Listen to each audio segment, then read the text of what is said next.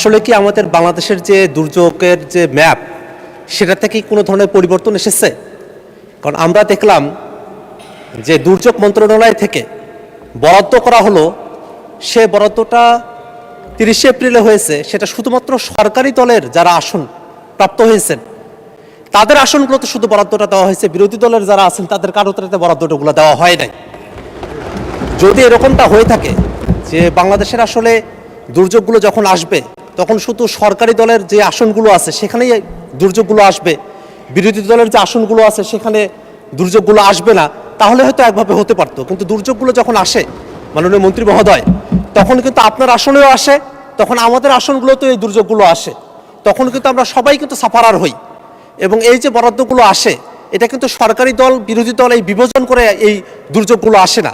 এবং এই দুর্যোগের যে অর্থগুলো বরাদ্দ করা হয়, এই বরাদ্দগুলো কিন্তু করা হয় জনগণের ট্যাক্সের টাকা থেকে, জনগণের থেকে এই অর্থগুলো আহরণ করে তারপরে জনগণের পিছনে এটা বরাদ্দ করা হয়। কিন্তু আমরা দেখলাম যে গত 30 এপ্রিলে যে বরাদ্দটা করা হয়েছে 85 লাখ টাকা করে এবং 90 টন করে চাল গম, সেটা শুধুমাত্র সরকারি দলের যারা এমপিরা আছেন বা সরকার দলের যে আসনগুলো আছে সেখানেই সেটা বরাদ্দ করা হয়েছে। কিন্তু বিরোধী দলের কোনো আসনেই এই অর্থ এবং এই যে চাল গম সেটা বরাদ্দ করা হয় নাই, যেটা বিরোধী দলের আসনে যেসব সাধারণ নাগরিকেরা আছেন তাদের প্রতি চূড়ান্ত বৈষম্য। এবং 24-এর পরে এরকম বৈষম্যমূলক কোনো নীতি বাংলাদেশে চলতে পারে বলে আমরা মনে করি না।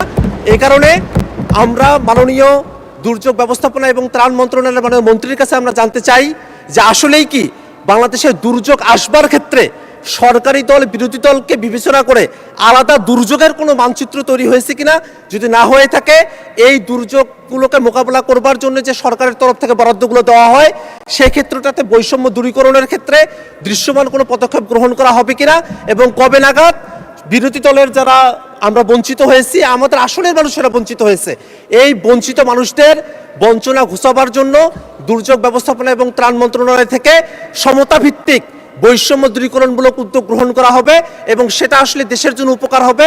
সেই ধরনের পদক্ষেপ কবে গ্রহণ করা হবে সেটা আমরা মাননীয় মন্ত্রীর কাছে জানতে চাই। আমাদের মন্ত্রণালয় থেকে তো বিভিন্ন প্রকারের কার্যক্রম পরিচালিত হয়। উনি স্পেসিফিকভাবে যে কথাগুলো উত্থাপন করেছেন, দুর্যোগের নানাবিধ কার্যক্রম আমি একটু আলোচনা করেছি যে আমরা বন্যা আশ্রয় কেন্দ্র করি, ঘূর্ণিঝড় আশ্রয় কেন্দ্র করি।